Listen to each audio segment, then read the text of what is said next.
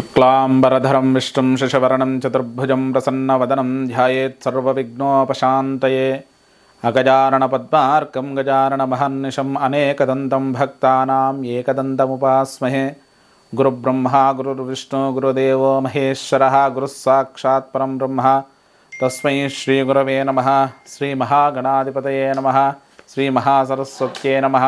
श्रीगुरुभ्यो नमः। हरिः ओम्। नारायण समारंभां व्यासशंकर मध्यमाम् अस्मदाचार्यपर्यन्तां वन्दे गुरुपरम्परां। व्यासाय विष्णुरूपाय व्यासरूपाय विष्णवे नमो वै ब्रह्मनिधये वासिष्ठाय नमो नमः।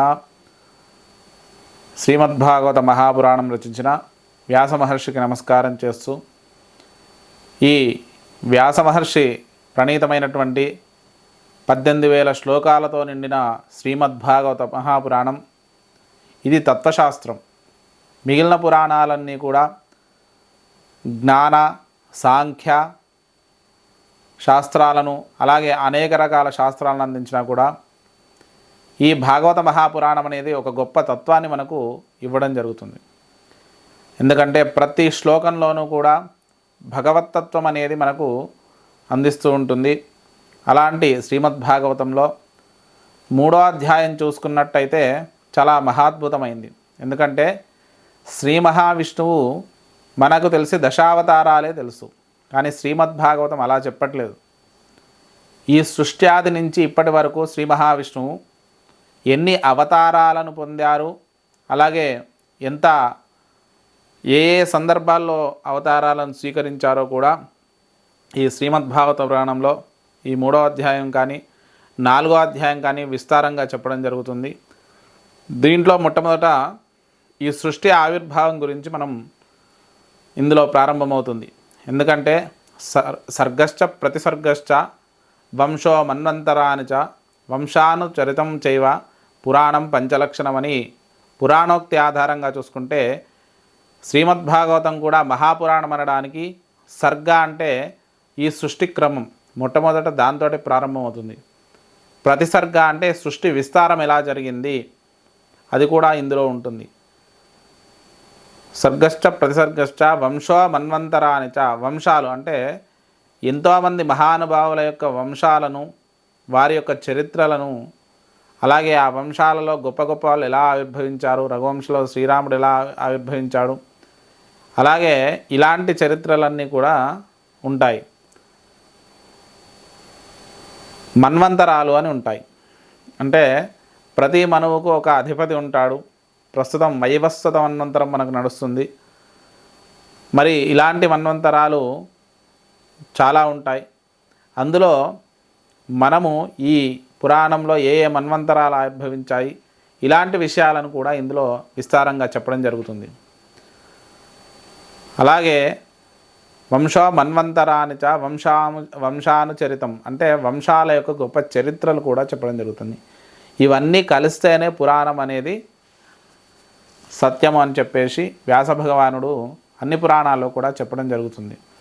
మరి ఇక్కడ మనం చూసుకుంటే శ్రీమద్భాగవత పురాణంలో శ్రీకృష్ణుడి యొక్క అద్భుతమైనటువంటి అవతారాల గురించి చెప్తూ జగృహే పౌరుషం రూపం భగవాన్ మహదాదిభి సంభూతం షోడశ కళామాదౌ లోకాశిసృక్షయ. ఇక్కడ మనం చూసుకుంటే పరమేశ్వరుడైనటువంటి శ్రీ మహావిష్ణువు సృష్టి చేయాలి అని ఒక సంకల్పం కలిగిందట. అంటే ఇలాంటి సృష్టిలో అనేక కోటి బ్రహ్మాండాజనని దివ్యగ్రహాన్ని లలితా సహస్రనామాల్లో మనకు తెలుసు కదా, అనేక కోటి బ్రహ్మాండాల ఆవిర్భావం జరిగింది. మరి వాటన్నిటికీ మొట్టమొదట ఆవిర్భావం జరగాలి అనుకున్నప్పుడు శ్రీ మహావిష్ణువు మొట్టమొదట ఈ భూమిని సృష్టించాలి అనుకుని ఈ సృష్టి చేయాలి అనే సంకల్పంతో ఒక మనస్సులో సంకల్పం కలిగి పంచ జ్ఞానేంద్రియాలు పంచ కర్మేంద్రియాలు ఇవి తెలుసు కదా మనకు.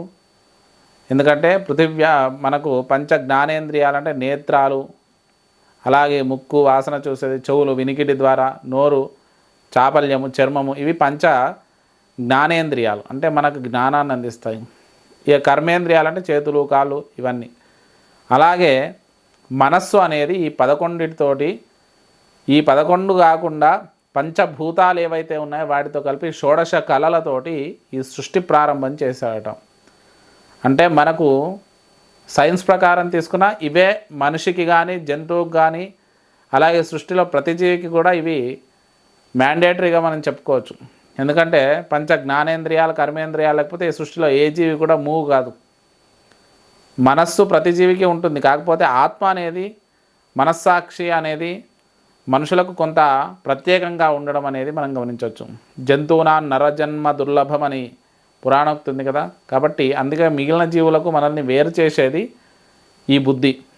ఈ బుద్ధి అన్ని జీవుల్లో ఒకే రకంగా ఉండదు. మనుషులకు పరిపక్వమైన బుద్ధితోటి ఆవిర్భావం జరుగుతుంది. అలాగే ఈ సృష్టిని ప్రారంభించాలి అనుకున్నప్పుడు ఈ పంచ జ్ఞానేంద్రియాలు కర్మేంద్రియాలు మనస్సు తర్వాత పంచభూతాల నుంచి సృష్టిని చేయడం ప్రారంభించాడు. ఆ సృష్టి చేయడం ప్రారంభించాక ఈ పంచభూతాలు ఏ విధంగా ఆవిర్భవించాయో వాటిలో కారణజలాలు ఏర్పడ్డాయి. కారణజలాలు అంటే మనం క్షీరసాగరం అంటాం కదా. క్షీరసాగరము అంటే ఆ పాల సముద్రం మీద శ్రీ మహావిష్ణువు పడుకొని ఉంటాడు అంటారు కదా.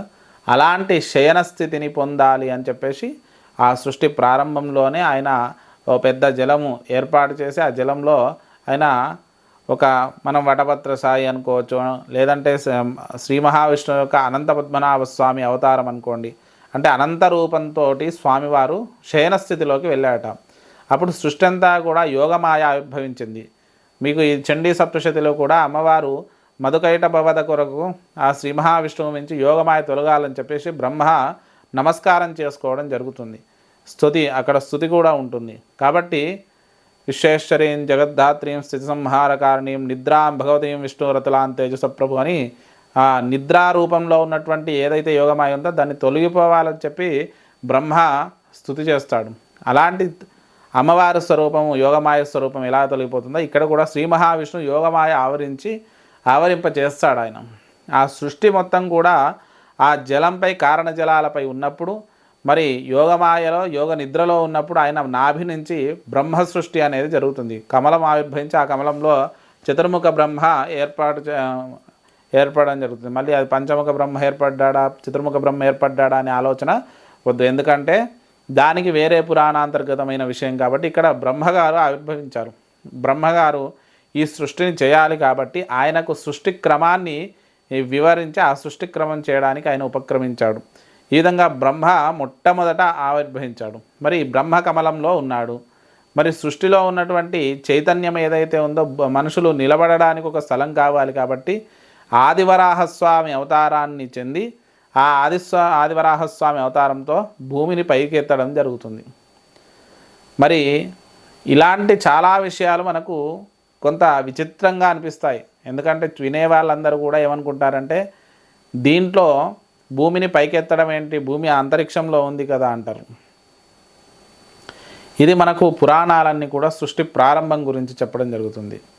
అంటే శ్రీ మహావిష్ణువు యొక్క అవతారాలు ఈ సృష్టికి ఆధారం. అంటే గాలిలో మన భూమి ఉంది, దానికి ఒక స్పేస్లో ఒక సపోర్ట్ అనేది ఏముంది అనేది చాలామందికి అవగతం కాదు. నీళ్ళలోంచి ఎత్తిండని కాదు, ఇక్కడ సృష్టిలో ఆ చైతన్య స్వరూపమైనటువంటి ఆదివరాహస్వామి రూపంలో మన ఈ భూమిని పైకెత్తడం జరిగింది.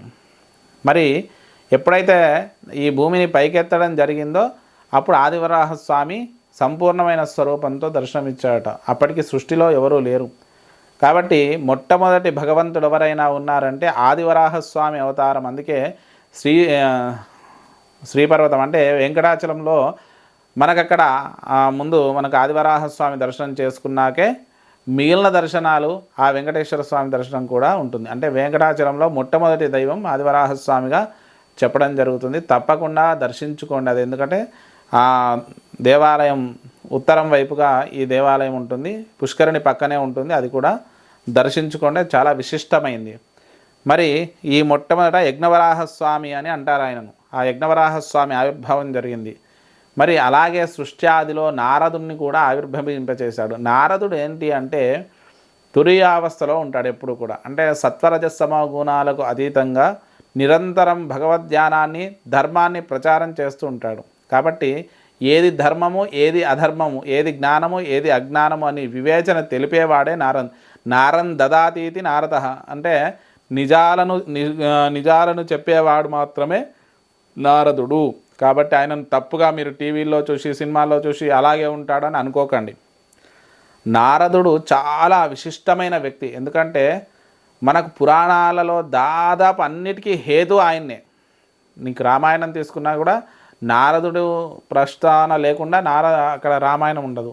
మహాభారతంలో కూడా చాలా సందర్భాల్లో నారదుడి ప్రస్తావన వస్తుంది. అలాగే ఈ భాగవతంలో కూడా నారదుడే చెప్పినట్టుగా మనకు ఉంటుంది. కాబట్టి ఇలా చాలా విషయాలలో నారదుడి యొక్క ప్రత్యేకత విశిష్టత అనేది ఉంటుంది. కాబట్టి నారదుడు తర్వాత నరనారాయణులు ఈ సృష్టిలో వాళ్ళు కూడా సాక్షాత్తు శ్రీ మహావిష్ణువు అంశలోంచి నారాయణులు ఇద్దరు కూడా ఆవిర్భవించారు. తర్వాత కపిల మహర్షి ఆవిర్భవించాడు. ఈయన భగవంతుడు అని మీకు ఎలా తెలుసు అంటే మన కలియుగ ప్రారంభానికి కారణము కలిపురుష ప్రవేశానికి కారణమైన వాడే కపిల మహర్షి.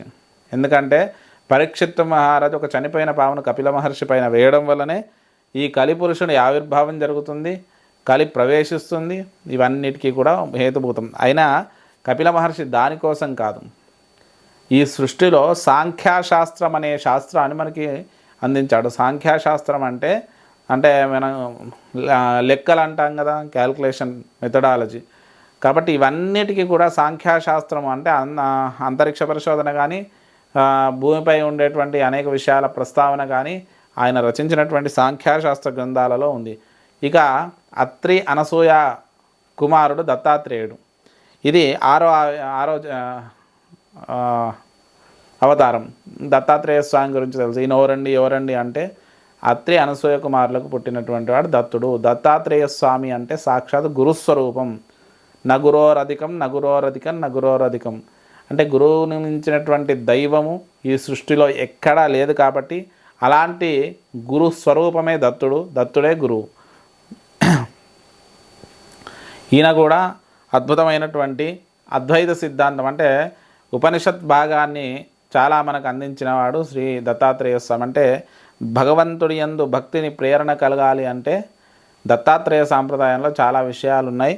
వాటి గురించి మనం ప్రత్యేకంగా మాట్లాడుకోవచ్చు. అలాగే స్వయంభో మన్వంతరం ఆవిర్భవించాక యజ్ఞుడు ఆవిర్భవించాడు. యజ్ఞుడు అంటే ఎవరు? ఈ యజ్ఞస్వరూపాన్ని గురించి చాలా విస్తారమైనటువంటి విషయాలు ఉన్నాయి. కాకపోతే క్లుప్తంగా చెప్తాను. యజ్ఞుడు అంటే మనం వేసే ఆవిర్భాగాలన్నిటికీ తీసుకెళ్ళి భగవంతుడి అయినటువంటి దేవీ దేవతలందరికీ కూడా అందించేవాడు యజ్ఞుడు. ఆ యజ్ఞుడు భార్యలు స్వాహాదేవి స్వధాదేవి. స్వాహాదేవి మనం ఇచ్చినటువంటి ఆవిర్భాగాలను ఆ దేవతలకు అందిస్తుంది, స్వధాదేవి పితృదేవతలకు అందిస్తుంది. కాబట్టి ఈయన దేవతలకు ముఖం వంటి వాడు అంటాడు. కాబట్టి ఆ యజ్ఞేశ్వరుడు కూడా సాక్షాత్తు శ్రీ మహావిష్ణువు స్వరూపంగా చెప్పడం జరిగింది. ఇది 7వ అవతారం. ఈ 8వ అవతారం రురుక్రముడు. అలాగే 9వ అవతారం పృథు. ఈయన మన్వంతరానికి అధిపతి. రురుక్రముడు కూడా మన్వంతరానికి అధిపతే. ఇక మత్స్యావతారం మనందరికీ తెలుసు. మత్స్యావతారం ఎందుకు ఆవిర్భవించింది అని. ఇది ఒక మన్వంతరంలో ఏమవుతుంది అంటే ఆ మన్వంతరం చివర్లో ఎప్పుడైతే సృష్టి మొత్తం అంతరించిపోతుందో అప్పుడు ఒక పడవను తయారు చేసి ఆ పడవకు ఈ మత్స్యాన్ని కట్టి ఆ పడవలో కొన్ని జీవులను పునరుద్ధరించడానికి ఆ పడవలో అనేక రకాల జీవులను అందులో పెట్టి తీసుకెళ్లేదే మత్స్యావతారం. కాబట్టి అది కూడా చాలా విశిష్టమైంది. కూర్మావతారం. ఈ కూర్మావతారం కూడా చాలా విశిష్టమైంది. కూర్మావతారం మనకు ఎప్పుడు ఆవిర్భవించిందో మనందరికీ తెలుసు కదా. కూర్మావతారం క్షీరసాగర మదనం జరుగుతున్న సందర్భంలో ఆ క్షీరసాగరాన్ని చిలకడానికి వాసుకిని కట్టినప్పుడు మందర పర్వతాన్ని పెట్టినప్పుడు దాన్ని మోయలేక మునిగిపోతుంది అని చెప్పేసి శ్రీ మహావిష్ణువే కూర్మావతారంలో వచ్చి ఆ క్షీరసాగరాన్ని మదనానికి ఉపయోగపడి తర్వాత ఈ సృష్టిలో ఈ అమృతము దేవీ దేవతలకు అందేలా చేసిన వాడు ఆ శ్రీ మహావిష్ణువే ఆ రూపంలో వచ్చి దానికి ప్రేరణ కలిగించాడు. ఇక ధన్వంతరి.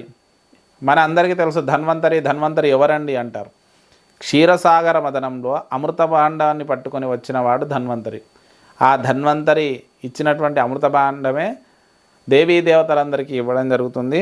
అలాగే మోహిని స్వరూపం ఇది కూడా అప్పుడే సంభవించింది. ఎందుకంటే ఈ అమృతాన్ని రాక్షసులు సాగరించి అమరత్వాన్ని పొందినట్టయితే దేవీ దేవతలందరికీ సృష్టికి ఇబ్బంది కాబట్టి మోహిని స్వరూపాన్ని పొంది వాళ్ళందరినీ మోహింపజేసి దేవతలు మాత్రమే స్వీకరించేలా చేసింది ఆ మోహిని అవతారం.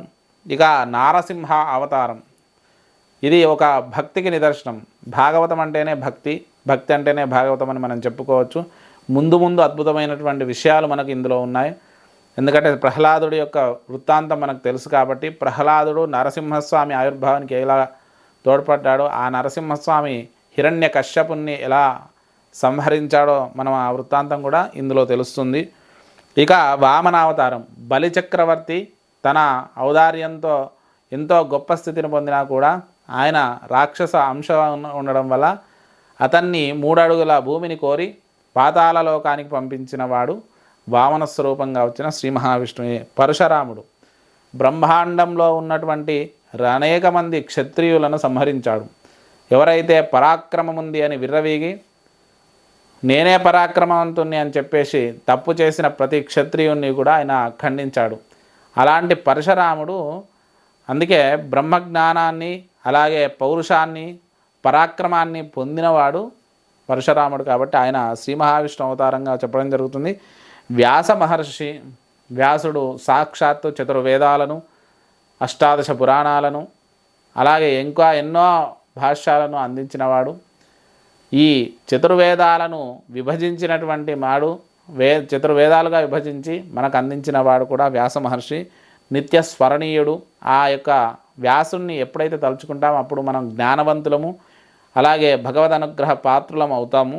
కాబట్టి వ్యాసుని కూడా శ్రీ మహావిష్ణు అవతారంగానే మనకు భాగవత మహాపురాణం చెప్తుంది. రాముడు, శ్రీరాముడి గురించి మనందరికీ తెలుసు, ప్రత్యేకంగా చెప్పనక్కర్లేదు. రావణ వధ కోసం ఆవిర్భవించిన వాడే శ్రీరాముడు. అది సాక్షాత్తు శ్రీ మహావిష్ణువు స్వరూపమే. ఇక ద్వాపర యుగంలో బలరామకృష్ణులుగా 2గా ఆవిర్భవించాడు. మరి అక్కడ కూడా లక్ష్మణుడు రాముడిగా ఆవిర్భవించారు కాబట్టి ఇక్కడ బలరామకృష్ణులుగా ఆవిర్భవించారు. ఇద్దరూ కలిసి కంస, చానూరులు మొదలగు రాక్షసులందరినీ సంహరించారు.